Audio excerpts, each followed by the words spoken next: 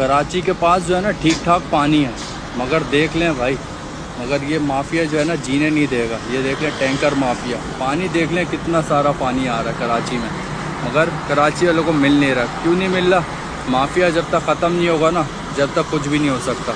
एक के ऊपर एक टैंकर निकलने, यहाँ से भर भर के टैंकर पे टैंकर निकले जा रहे हैं, देख लें। सही है, ये पानी कराची वालों को मिलना था, जो कि टैंकर की सूरत में लोग पे कर रहे हैं, 10-10, 20-20 हज़ार रुपये का एक टैंकर ख़रीद रहे हैं।